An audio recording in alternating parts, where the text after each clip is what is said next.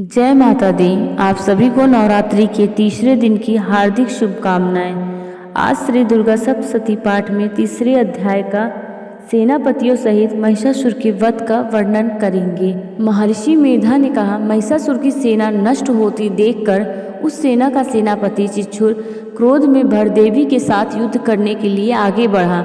वह देवी पर इस प्रकार बाणों की वर्षा करने लगा मानो सुमेरु पर्वत पानी की धार बरसा रहा हो।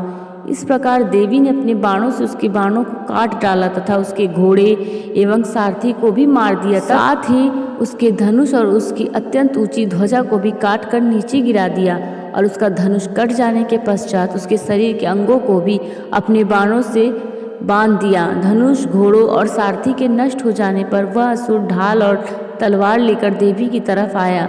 उसने अपनी तीक्ष्ण ढाल वाली तलवार से देवी के सिंह के मस्तक पर प्रहार किया और बड़े वेग से देवी के बाईं भुजा पर वार किया, किंतु देवी की बाईं भुजा को छूते ही उस दैत्य की तलवार टूटकर दो टुकड़े हो गई।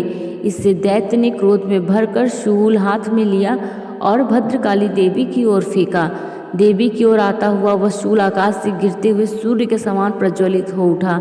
उस शूल को अपनी तरफ आते हुए देखकर देवी ने भी शूल छोड़ा और महाअसुर के शूल के 100 टुकड़े कर दिए और साथ ही महाअसुर के प्राण भी हर लिए। चिच्छुर के मरने पर देवताओं को दुख देने वाला चामर नामक दैत्य हाथी पर सवार होकर देवी से लड़ने के लिए आया और उसने साथ आने के साथ ही शक्ति से प्रहार करना शुरू कर दिया, किंतु देवी ने अपनी हुंकार से ही उसे तोड़कर पृथ्वी पर डाल दिया। शक्ति को टूटा हुआ देखकर दैत्य ने क्रोध से लाल होकर शूल को चिल्लाया, किंतु देवी ने उन्हें भी काट दिया। इतने में देवी का सिंह उछलकर हाथी के मस्तक पर सवार हो गया और दैत्य के साथ बहुत ही तीव्र युद्ध करने लगा। फिर वह दोनों लड़ते हुए हाथी पर से पृथ्वी पर आ गिरे। दोनों बड़े क्रोध से लड़ने लगे। फिर सिंह बड़े जोर से आकाश की ओर उछला और जब पृथ्वी की ओर आया तो अपने पंजे से चामर का सिर धड़ से अलग कर दिया। क्रोध में भरी हुई देवी ने शिला और वृक्ष आदि की चोटों से उदग्र को भी मार दिया। कराल को दांतों, मुक्कों और थप्पड़ों से चूर्ण कर डाला। क्रुद्ध में देवी ने गदा के प्रहार से उद्दत दैत्य को भी मार गिराया। भिंडीपाल से वाष्पकल को बाणों से ताम्र तथा अंधक को मौत के घाट उतार दिया।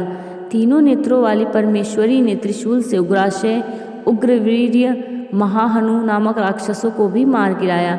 उसने अपनी तलवार से विडाल नामक दैत्य का सिर काट डाला तथा अपने बाणों से दुर्धर और दुर्मुख राक्षसों को यमलोक पहुंचा दिया। इस प्रकार जब महिषासुर ने देखा कि देवी ने मेरी सेना को नष्ट कर दिया है, तो वह भैंसे का रूप धारण कर देवी के गणों को दुख देने लगा। उन गणों में कितनों को उसने मुख के प्रहार से, कितनों को खुरों से तथा कितनों को पूंछ से, कितनों को सींगों से, बहुतों को दौड़ने के वेग से, अनेकों को सिंहनाद से, कितनों को चक्कर देकर और कितनों को श्वास वायु के झोंकों से पृथ्वी पर गिरा दिया। वह दैत्य इस प्रकार गणों की सेना को गिरा देवी के सिंह को मारने के लिए दौड़ा। इस पर देवी को बड़ा गुस्सा आया। उधर दैत्य भी क्रोध में भरकर धरती को खुरों से खोदने लगा तथा सिंहों से पर्वतों को उखाड़ उखाड़ कर धरती पर फेंकने लगा और मुख से शब्द करने लगा। महिषासुर के वेग से चक्कर देने के कारण पृथ्वी क्षुब्ध होकर फटने लगी।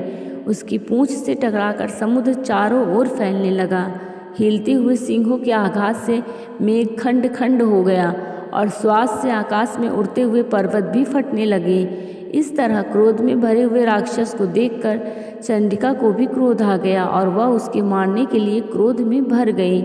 देवी ने पास फेंक कर दैत्य को बांध लिया और उसने बंध जाने पर दैत्य का रूप त्याग दिया और सिंह का रूप बना लिया। ज्यों ही देवी ने उसका सिर काटने के लिए तैयार हुई, उसने पुरुष का रूप बना लिया जो कि हाथ में तलवार लिए हुए था। देवी ने तुरंत ही अपने बाणों के साथ उस पुरुष को उसकी तलवार ढाल सहित बींध डाला। इसके पश्चात वह हाथी के रूप में दिखाई देने लगा और अपनी लंबी सूंड से देवी के सींग को खींचने लगा और गर्जने करने लगा। देवी ने अपनी तलवार से उसकी सूंड भी काट डाली। तब राक्षस ने एक बार फिर भैंसे का रूप धारण कर लिया और पहले की तरह चर अचर जीवों सहित समस्त त्रिलोकी को व्याकुल करने लगा।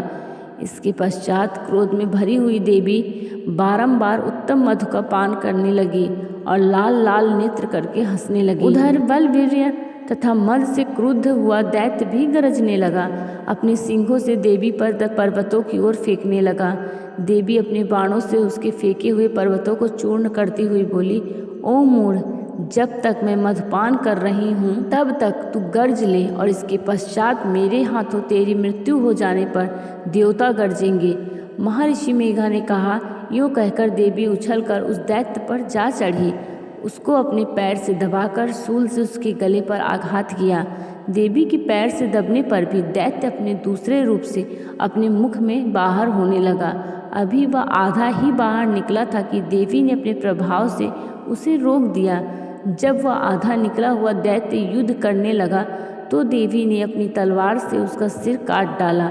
इसके पश्चात सारी राक्षस सेना हाहाकार करती हुई वहाँ से भाग खड़ी हुई और सब देवता अत्यंत प्रसन्न हुए तथा ऋषियों महर्षियों सहित देवी की सब स्तुति करने लगे। गंधर्वराज गान करने तथा अप्सराएं नृत्य करने लगे। चौथा अध्याय सुनने के लिए हमारे चैनल पर बने रहें, और अगर हाँ चैनल को सब्सक्राइब नहीं किया है तो हमारे चैनल को सब्सक्राइब ज़रूर कर लें। जय माता दी।